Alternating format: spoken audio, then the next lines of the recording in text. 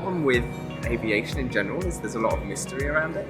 And the nice thing is to kind of give everybody the opportunity to look around this new facility and just really show you the different routes into both engineering, but also all the options and opportunities that the KLM's able to offer.